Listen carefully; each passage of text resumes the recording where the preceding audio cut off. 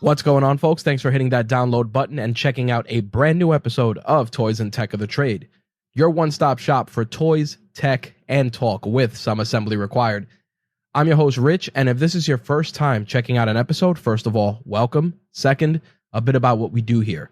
Toys and Tech of the Trade is an interview series where we sit down with content creators, entrepreneurs, and just awesome folks that are on our radar and share the gadgets, the gear, and the tech that they use to create their content, run their business, and be overall more productive. And of course, we take all of that wisdom and pass it on to you guys so you can apply it to all of your endeavors, whether you're an entrepreneur, a content creator, or someone looking to get their business off the ground. There's always some insights that you can grab from these conversations and apply them to your business. When it comes to toys, we definitely like to be a little bit more broad, and we approach it well beyond action figures, Funko Pops, things of that nature, and discuss the toys, the stuff that people obsess over and consider their toys that put a smile on their face, whether it's collecting guitar picks, whether it's kitchen appliances. You'd be surprised if somebody's really into cooking what they consider their toys. It's a big departure from me buying the latest Marvel Legends action figure versus someone who's obsessing over an immersion circulator. So we like to approach the toys topic on this podcast in a more broad sense, so to speak. But with the introduction out of the way, let's get some housekeeping done and jump into this week's guest, who is a returning guest. And I'm glad to have her back to share some crazy insights with what's been going on with regards to events and the current COVID-19 climate. But I'm not going to give up who that is just yet, but let's get into the housekeeping. First off, I want to thank everybody who's been downloading all of the episodes, especially with so many people at home listening versus consuming our content during their commute. Crazy numbers. We're about to hit 28,000 lifetime downloads since the move to our current podcast host, which is Spreaker. Originally, we had a lot of our shows on Libsyn, but given that My Take Radio essentially morphed into the Rageworks Podcast Network, we needed a place that could handle all of our shows, provide unlimited audio, etc. And Spreaker was the source for that. Now, obviously, I'm not, we're not being paid to say that. It's just been a great experience. It's allowed us to bring in so many different talents to grow the network and just eliminate a lot of headaches that some of our creators would have experienced going to other platforms. Because while I like to tinker and do all of this stuff, being in the game for so long as a podcaster, many of our hosts just want to turn on the mics, hit record, create content, and then we handle the heavy lifting here, editing, etc., putting it out, making it nice, and most importantly, using a service that's just cohesive to what we're trying to do. So for those of you that are looking to start your own network, I just figured I'd throw that out there. The company we're using is Spreaker for now. Obviously, there's plenty of other podcast hosts that are out there that are competent. Not to take anything from Libsyn. Libsyn is an amazing service, and you should definitely consider them if you're launching a show. But if you're looking to expand, build a network, etc., Spreaker just works out better. And that's just, again, not any sort of paid endorsement, just, again, sharing the toys and tech of our trade with you guys, the listeners. But with that said, I really am truly grateful for all of the support that we've received over these last couple of months.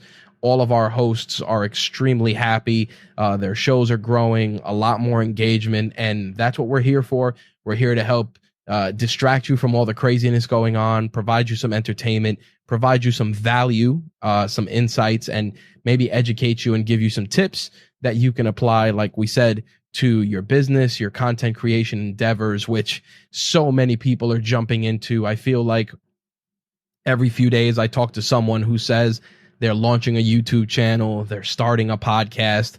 I'm excited as a creator, as someone who's been doing this for so long as a passion project, to see so many of my friends and my peers really embrace the content creation side of things, especially when they have so many great stories to share. So I'm really excited for that. And again, just very grateful for all of the support. But with that said, let's wrap up this housekeeping and turn it over to this week's returning guests. Let's get to it. This week's guest is a returning guest from last year. Megan Amo is joining us, Assistant Marketing Manager for the Society for the Promotion of Japanese Animation. You guys may remember that last year, Megan and I discussed the Anime Expo. And of course, with everything going on in the world today, the future of the Anime Expo for 2020 was up in the air, but Megan and her team pivoted and delivered a virtual experience. We're going to be talking about that.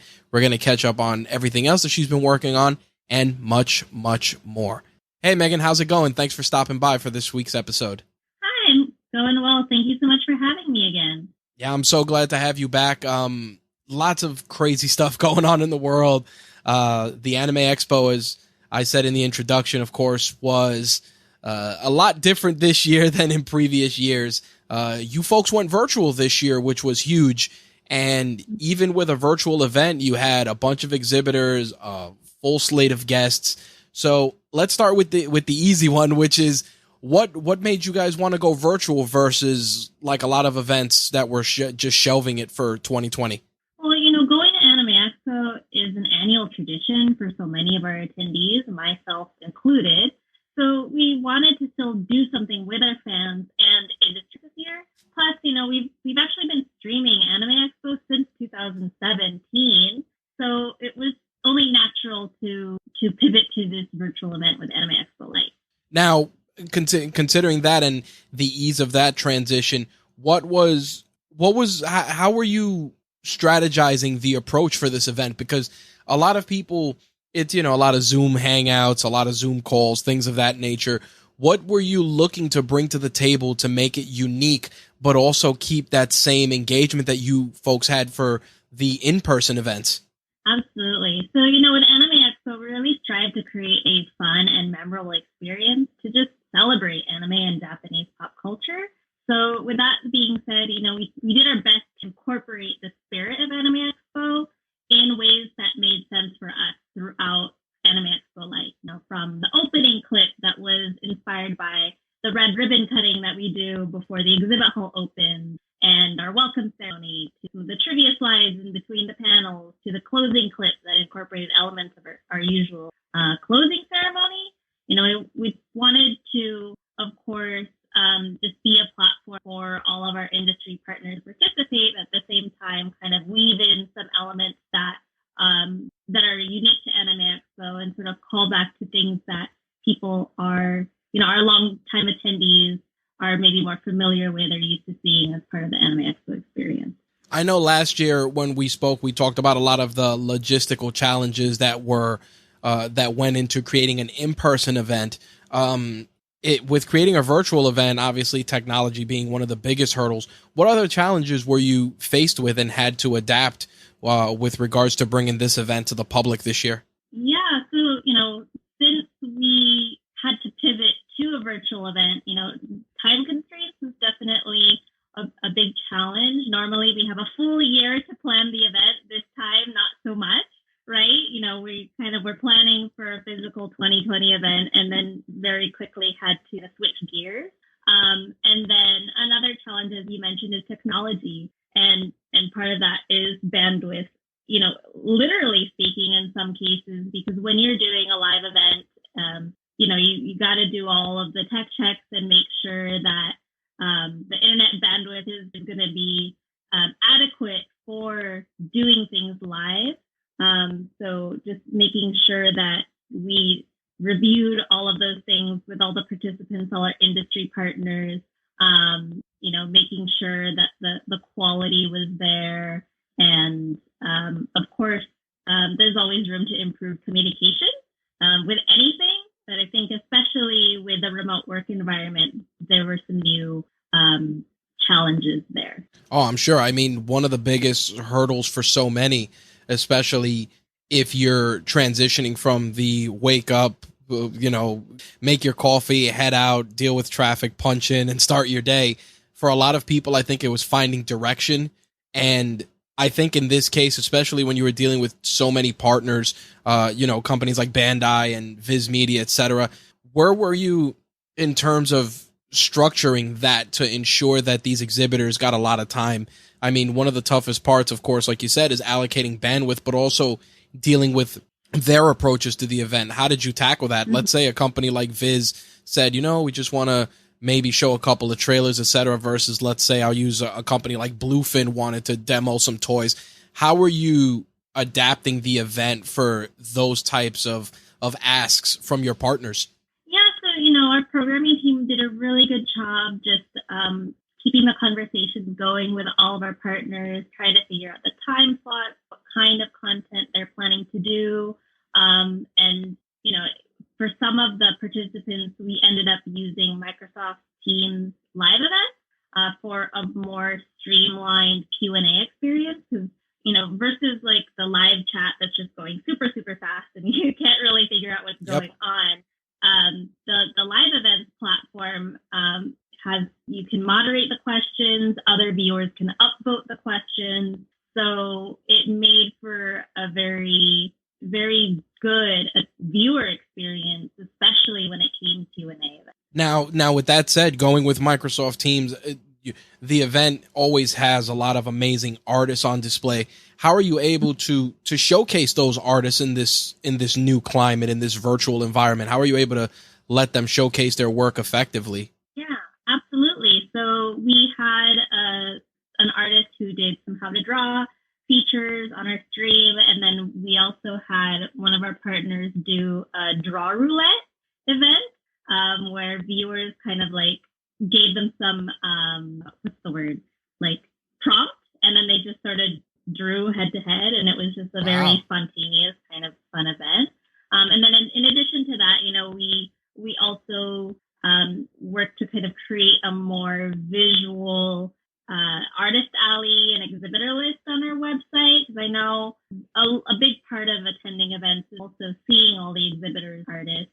And to me, just doing a straight text list on a website just doesn't do it justice. So, we reached out to our artists and exhibitors and gave them the opportunity to send us a photo. I encouraged them to send like a photo of their booth or table to sort of try to recreate that experience of like seeing, all of the tables and whatnot. But of course they could send whatever photo they wanted. So, when people are exploring our website and looking through the list, they can actually see it and have a more, or I hope, a more interesting experience than just scrolling through a bunch of text. No, I think it was definitely more immersive, and I think that that's a big part of ensuring that the event was successful. You guys ended up trimming it down from the usual 3 to 4 days to 2 days. Did you feel that it was just easier logistically to do that versus trying to fill a slot for 4 days, or did you know you were going to be competing with, just the real world, and people trying to have people dialed in for 4 days would have been a little bit more cumbersome? Yeah, one of the reasons that we opted to do 2 days is definitely the time constraints. Just having a few short months to put everything together. We also want to be mindful of the time constraints on our partners' end. Having them develop and produce the content in a totally different way than how they're used to doing it for the physical event. We have to keep in mind their schedules and their capabilities, and make sure that we could put together a good experience overall. Were you concerned with in terms of just audience engagement by virtual events? Did you and your team have any sort of a litmus test to follow to ensure that you were going to get a particular type of turnout? I know a lot of people, they looked at events that have gone on already that had gone virtual, and they were like, oh, the experience was good, the experience was different. But given what's been going on in the world today, I think more people are receptive. How did you address that? Sorry, could you clarify? How did we address just the viewers? What I meant was, how did you address ensuring that there would be a decent turnout? I think that that's the hardest part with virtual events. Like I said, competing for time and everything else. How'd you address that? We definitely reached out to our core audience on our email list and social media, but we also saw this as an opportunity for people who may not have otherwise have had the opportunity to tune into Anime Expo, to be able to join us. And, one of the theme idea that we kind of had going into that anime is loved all over the world. And, even though the 2020 event didn't turn out how we originally envisioned it, I think that the Anime Expo Lite experience and being able to connect and experience it with people all over the world really, really reflected that idea, I think that based on that, and I have to agree with you, because I think for a lot of us across the country, there are certain events that for whatever reason we can't fly out there, we can't make it out there. There were always those hurdles. I mean, being on the East Coast, making it out to the West Coast for me personally is it's not easy. But I thought that going this virtual route, I felt that you were able to, like you said, just give the event more of that global appeal. And I think it translated well in terms of just the outreach. Now, with that said, what have you learned from this now going towards future events? Do you feel that there's going to be a bigger opportunity to do more things virtually? What did you learn personally? Like, what did you take from it? So for me, I would say I definitely gained a better understanding of what the viewer or the attendee experience is from like a live stream viewer perspective. Personally, I've been attending Anime Expo since 2004, so I'm like really, really familiar with what the attendee experience is like, but I've never really been able to sit down and watch our live stream like during Anime Expo, right? So this year, me and many members of the team were much more hands-on and involved in like the chat moderating, for example. So we had a much more personal experience interacting with the attendees during Anime Expo Lite. And, we, like I said before, we've been live streaming Anime Expo since 2017. So, whatever things look like in the future, we'll definitely have an online component as part of the Anime experience. And I think prior to this year, there probably were a lot of people who didn't even know that we'd been live streaming Anime Expo before, even though we've been doing it for a couple of years. Because I saw comments saying like, "Oh, I hope you keep doing this in the future." Well, we have been. So, being able to reach people who didn't know about our live stream before and invite them to participate in the future, I think is really exciting. I liked what you said about being able to watch the stream from a viewer's perspective, because like anything else with these events, when you're organizing it, and you talked about this last year, just the amount of work that goes into it for you to actually sit back and be able to reap the benefits or see it from a fresh perspective is difficult, because you want to ensure that everything is running smoothly. I think that being able to do that, do you feel that it's definitely made you and your team more, saying aware is a poor choice of words. Do you feel that it's made you guys more intuitive on how to present an experience from a viewer's perspective? Yeah, absolutely. Just gaining a fresh perspective and a new experience definitely helps us inform us as we're brainstorming new things to do in the future, and just understanding some of the challenges. Like for me, I had a really renewed appreciation for the volunteer team that helped me like on site with live stream. And as exciting as it was to be able to watch with international viewers, there's also some challenges that go along with it when they're chatting in foreign languages, and then you're trying to moderate that, and it was very interesting. Now, with regards to that, you bring up something very interesting. From a global perspective, has this now made you and your team rethink, exactly that from a moderation perspective, going virtual or even opening it up to a global audience, to have moderators to moderate those other languages and things of that nature? Because I'm sure for each one, there's its own set of, quote unquote rules of engagement. Some people may say something in one language that means something in something else. Yeah, definitely. I mean, I think people will understand if we aren't able to 100% catch everything, focus is on Japanese culture, and we are based in LA, so that just is going to naturally be our default. And so I think being able to see the global audience tune in was really helpful. It's not only interesting for us, but I think it was also very helpful for our industry partners to have be able to see where their content is popular, who's tuning in, and maybe that's something that they'll be able to use in the future. Well, for you as you monitor the event, what was something that was consistent across your global audience? Was it a particular show or a particular product or a particular artist that always kind of had universal appeal? Did you see that at all? I don't know that I could say there was one that had a universal appeal. I think overall for Anime Expo Lite, there was a lot of excitement and anticipation for certain panels. Right. Program.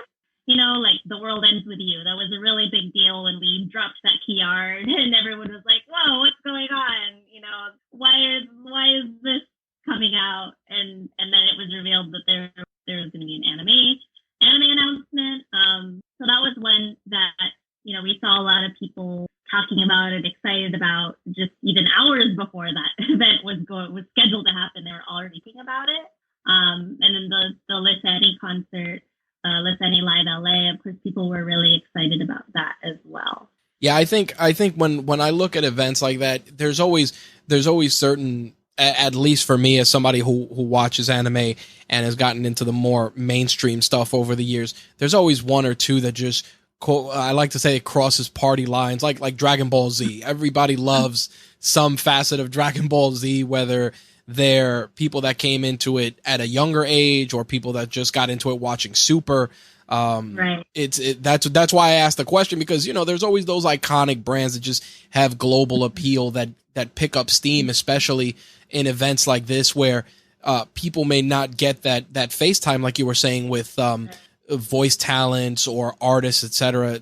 Virtual events like this are key. That's why I asked that question, because for me, I'm seeing, especially now here in New York, a lot more like My Hero Academia stuff. I actually bought a UA sweatshirt in the fall, like it was just randomly on sale on Hot Topic, and I was in a place where I didn't even expect it, and an older guy was like, "Oh man, you watch My Hero?" And I was like, yeah, that was it was just very, very surprising. That's why I asked about that universal appeal, because there's just certain properties that really embody that so much. I think it was, I mean, for me personally, it was just maybe not immediately clear, because when there are content, that focus on certain titles, then a lot of fans get really, really excited about it, right? And they kind of overtake the chat. Yep.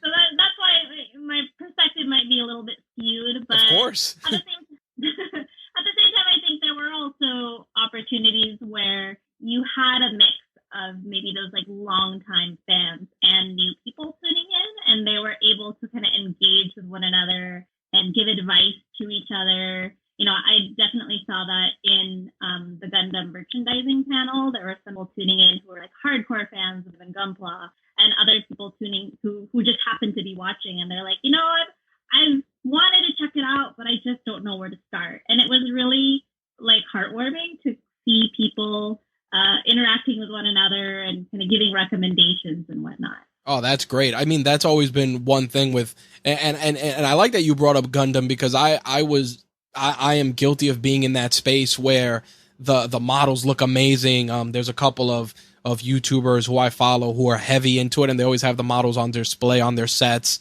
And I always say, man, those are cool. But then I'm like, I don't have the aptitude to sit there and work with the little pieces or figure out which one showed up in. But it makes me happy to hear that it was so inviting and so welcoming. I'm sure that at the end of the day, that's what it's all about for you, bringing all these communities together. And especially in this type of an environment where, people are so divisive on everything else, that anime bridged that gap and brought everyone together. Mm-hmm. Now, obviously, we're still neck deep in 2020. What are you looking forward to for next year's event? What are some things some takeaways you took from this year that you said to yourself, man, we got to do more of this next year, or we got to be more aggressive on X next year? Well, it's kind of like too early to say as far as the takeaways that we really want to push for next year. But I think the number one thing that we are looking forward to is next year is going to be our 30th anniversary. Nice. Congratulations. So that's a huge milestone. Yeah. And I'm really hoping to be able to get the attendees involved in this celebration. We've had this like memorabilia exhibit that we do at Anime Expo. But I just really want to get more people involved and really lead into 2020, the 2020 30th anniversary celebration with our community, not just like from the Anime Expo. Have you received feedback from your exhibitors in terms of the approach for this year's event already, or is it still too early to tell how they felt about it? I mean, everyone was positive as far as Excellent. Anime Expo Lite. All of the participants gave us some positive feedback about how things went. So I think everyone was just very, very supportive and understanding, and we really appreciate all of their support. How have you been adjusting? I mean, California and Los Angeles and that area had a really unique experience with this whole COVID situation. How have you been doing with it? How have you adjusted in terms of your day to day? I have been doing well. Our whole team has been working remotely since March. Okay. When everything kind of was shutting down, and we're continuing to work remotely for the foreseeable future. Oh, excellent! That's great to hear. I think that's one of those things where a lot of companies were unsure about how to approach that, and obviously, aside from us discussing the expo, we always talk about the business side of things. And I did want to ask, since you've been working from home now since March, how did you stay focused? Because I think that's a big problem for so many. Mm-hmm. Mm-hmm. Well, I think, for one thing, our company was already set up for remote work, just because we have to be able to kind of pick up and move our things for the in-person event. So the switch over to remote work was very, very quick and very smooth. I actually feel like most people have an opposite problem, and then they focus too much, and then because in an office environment, you sort of have natural breaks. You're moving from your desk to the conference room for a meeting or something, right? Yep. But then when you're at home, you just sort of sit in one place and then you don't move like the whole day. So personally, I've been kind of trying to get more fitness oriented. So I think it's been a really a great opportunity to be able to kind of take virtual fitness classes. And, nice. Nowadays you could kind of take classes from people all over the world, which is really, really cool. People can take dance classes from like someone in Europe, even though you're in LA. And now there's just a whole big world of opportunity there and accessibility, which I think is really cool. Are you doing anything like, did you get like a Peloton bike or anything like that? Or you just pick up a class and follow along in general? No Peloton bike for me. I think that's a bit too big of a commitment. But yeah, just some fitness classes here and there. I've primarily been personally working on flexibility. So I'm trying to get the split, because I figure, why not? So I'm guessing a lot of virtual yoga, stretching. Specifically flexibility training classes. Nice. I didn't actually know that was a thing until the lockdown and everything. It does incorporate yoga and other exercises, but it's not strictly yoga. It's more focused on flexibility training. Oh, that's good. I mean, especially as we get older, it's one of those things, and I say it all jokes aside, it's like we're not getting any any younger, and we're getting less flexible as time goes on. Yeah, I mean, personally, I've never been able to do splits. I'm still not quite there yet.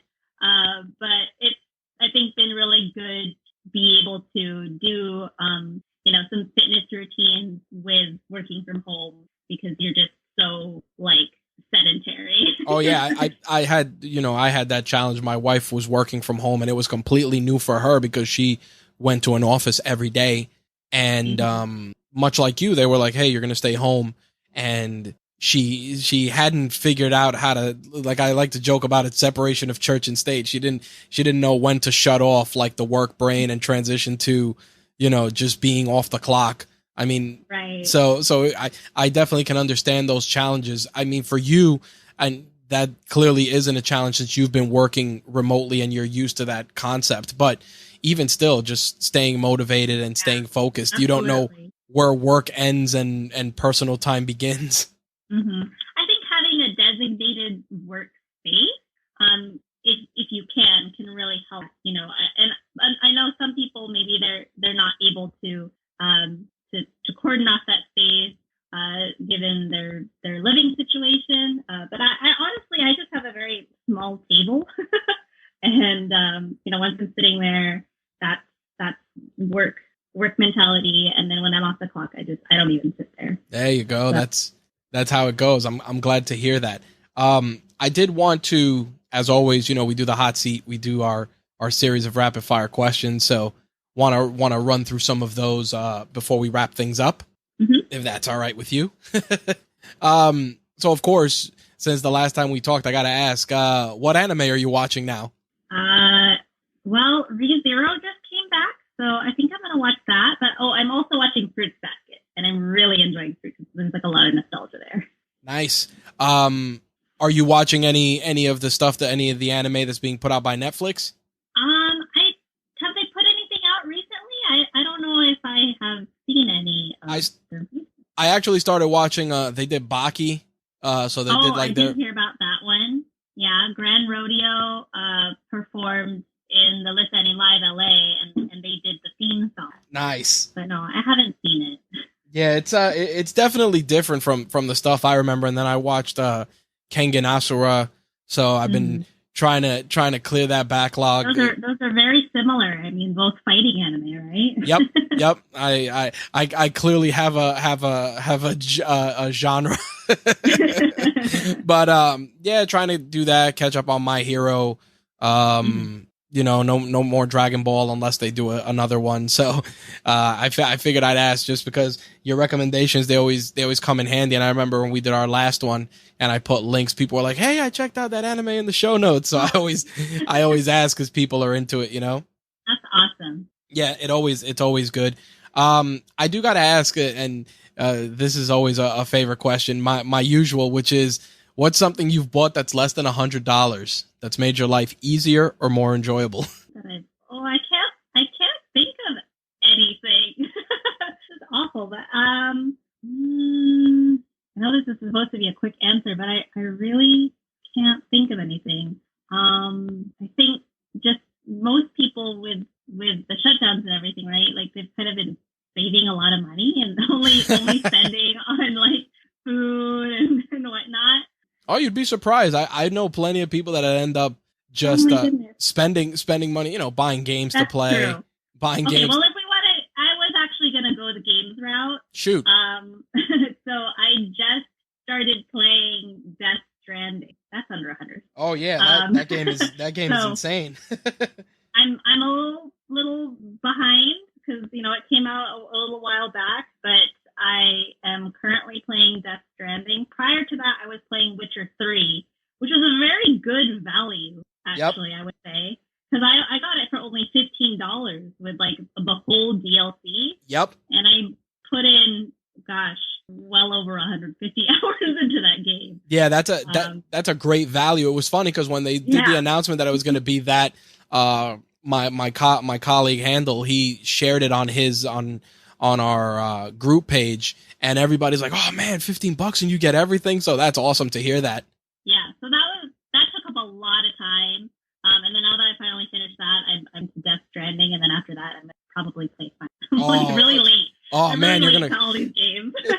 you're gonna go back into the. Trust me, I wanted to go back into Final Fantasy when it came out, and I said I just don't have it in me like I used to sit there for 8 hours or 9 hours because it's a very deep campaign for that game, especially if you want to go and touch on all the different storytelling nuances that happen. I didn't play Final Fantasy VII when it originally came out. The first Final Fantasy game I ever played was actually 15, so I honestly have no idea what to expect. Oh man, yeah, you're in for a treat then when you get to that. Unfortunately, I think some of the key big plot points have already been spoiled for me, just by virtue of attending Anime Expo over the years. Of course, but I'm sure I'll still enjoy it. You were playing The Witcher. Did you watch the Witcher series on Netflix? It's because I watched the series that I decided to pick up the game. Very cool. Nice. That's very awesome. Of course, now obviously you're still now working remotely. So has your tech changed from last year in terms of your laptop, desktop, or your mobile device? Laptop and mobile device are the same. I think the main change is just my setup is a bit different from the office because I left my keyboard and monitor there. Oh, okay. So I have been using. I just got my own little TV as my secondary monitor. Oh, nice. Do you feel you're more productive working on the dual monitors, or is it sometimes a little too much? Definitely need the dual monitor. Yep. Gives good color accuracy for design work. Absolutely. I think that's something I use widescreen ones here in my home office, and my wife is like, "Why do you need these two giant monitors with four windows across each?" And I'm like, "You'd be surprised." And then, she started using my workstation to work from home, and she's like, "All right, I get it." So that's always very good.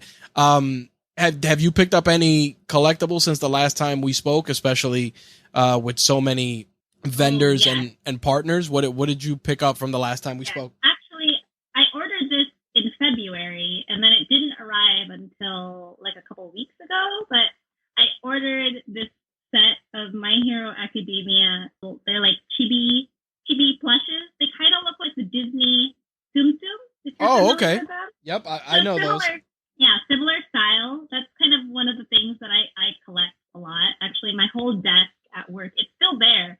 Amazingly, it's still all standing, but they're all piled up all around my monitor. So I got a whole set of the My Hero Academia.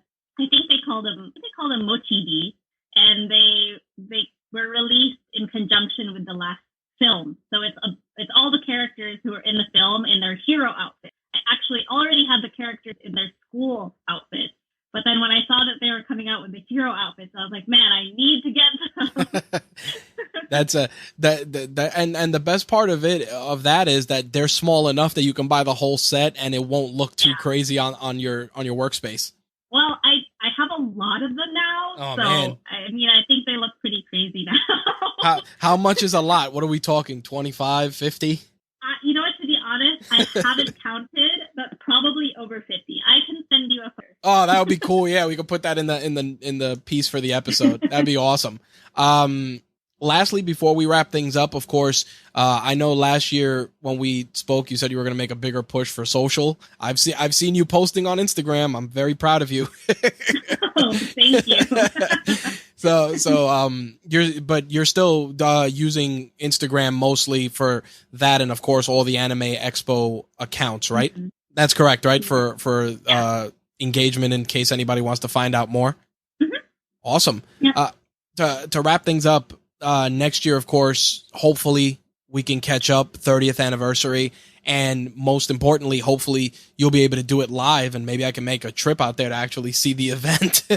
Yeah, that would be great. We're just gonna hope for the best, and if anything, just make sure that we bring a good experience for our fans. I'm excited. I'm excited that the virtual event went so well. I'm also excited with so many exhibitors that you guys had. It's funny because we're actually hopefully going to be working more with Bluefin in the future. So we'll be reviewing a lot of their stuff, and with Bandai. So definitely glad to see that those partners are so active with the Anime Expo, because who knows, we could probably do some stuff next year, hopefully. Yeah. Awesome. All right, so that's going to wrap things up. As always, Megan, thank you for taking the time to share the toys and tech of your trade. Thank you. What a great conversation with Megan. What a great conversation we had with Megan. So many great things that we learned about the Anime Expo Lite edition, the logistics, and just what's required to put together a virtual con is just insane, especially with such a short window. It's very, very important for me to share that story with you guys, because again, this is the climate that we're going to be getting into, with so many of our favorite conventions either shelved or moving virtually. It really goes to show you how much work goes on behind the scenes to try and give us as close to a live experience as possible. And I'm glad that Megan took the time from her schedule to come back and share that story. I hope you guys took not only some actionable advice from Megan, but more importantly, if you're looking to launch an event or turn an existing event that you've done into a virtual event, definitely listen closely. There's a lot of stuff in there that Megan addressed, from challenges to logistics to guests to feedback, etc. There's so many different facets that can be taken from that interview that you can apply if you want to do your very own virtual event. Plus, it was just great catching up with her on a personal level because we have a lot of similar interests. I'm getting more and more into anime, as I so geeked out over in the interview, and it was just cool to catch up and chop it up with her. Big shout out to Don Williams for putting this interview together, to reconnecting Megan and I. He is a hardworking dude that always tries to give us some awesome guests. So shout out to you, Don. I'm sure you're going to check out this episode, have a few laughs. And like I said, I appreciate the work that you do, and I wanted to acknowledge that on air because you're an awesome dude and you deserve it. All right, closing things out, a couple of things I wanted to put out there. We have another awesome guest for the month of July that's going to really just blow the roof off when it comes to getting into a career in the gaming industry. Myself and this individual, we reconnected on LinkedIn. We've known each other a long time. We've seen the highs and the lows of being a content creator or being involved in the video game industry. And I was so glad to be able to not only share his story, but share a lot of his tactics, strategies, and wisdom with you guys. I can't wait to share that with you in 2 weeks. Also, we're working on securing some great guests for the month of August. If you're a podcaster looking to secure guests for your podcast, I definitely got to throw a big cosign out to Poddit, Poddit. You can sign up for that service. They have a free tier and a paid tier, either as someone looking for guests for their podcast, but also if someone is interested in being a guest. And let me tell you, as a podcaster who's been in the game for a long time, being a guest on other podcasts is one of the best ways to grow your own. Sure, you could do LinkedIn campaigns and emails, which, of course, all of that is important. Collecting emails is important. Don't let anybody tell you differently.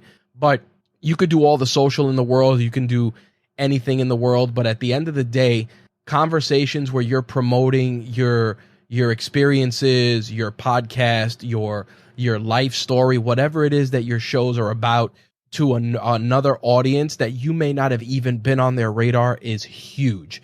You'd be surprised how many times I go and I'll show up on a podcast or I'll pop into a show, and next thing you know, people will message me, "Hey man, I heard you on this show," or I saw you here and blah, blah, blah, I like your content or whatever. And next thing you know, you grow and build that community that you're trying to foster for your podcast or your live video show or whatever it is that you're working on. Definitely make it a point to use services like Poddit. I also checked out a new one called Matchmaker, and I'll include links in the show notes for this episode for anybody who's looking to get some additional help with their podcast.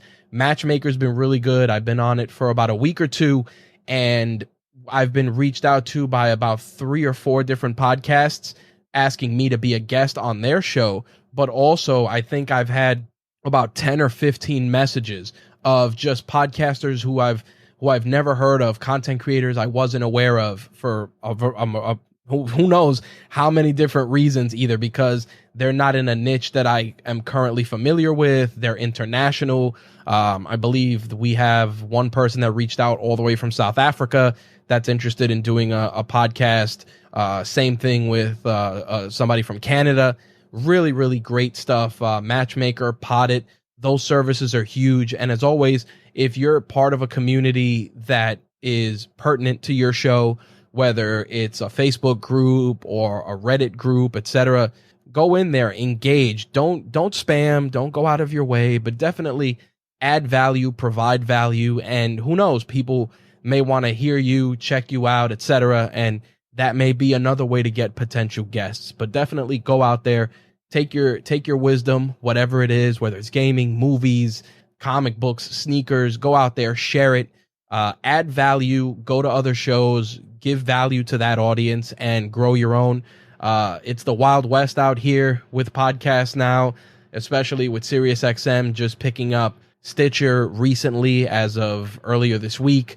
Next thing you know, podcasts are going to be on satellite radio, and that's going to be massive. So if you're a podcaster looking to grow your show, check out those services. You won't regret it. And by all means, feel free to reach out, rich@rageworks.net. If you got questions, hit us up on social. As always, I want to pay it forward, so do not hesitate to reach out and ask. Last but not least, speaking of calls to action, as always, if you enjoy this podcast, take a moment, rate it on iTunes. We really, really appreciate it. And you can follow us on social. I'm not going to rattle them all off because you guys know the deal. If you want to keep up with us, we're pretty much everywhere, either as Rageworks or as the Rageworks Network. Links will be in the notes for this episode. For those of you that are checking out this show on YouTube and checking out the episode there, I truly appreciate you guys that are consistently checking out the show on YouTube. If you're not following us there, please do. I want to start doing more toy reviews and stuff. People really enjoy that. And I've been buying a lot of stuff while sitting home, both for myself and for my kid. And I figure some New York vibes for the reviews, for some toy reviews would be pretty cool. Put a smile on some people's faces, maybe educate a few of you guys too. So by all means, hit us up on YouTube as well. All right, guys. Thank you for checking out this episode of Toys and Tech of the Trade. I appreciate each and every one of you for supporting us, and I'll check you guys in 2 weeks. Peace.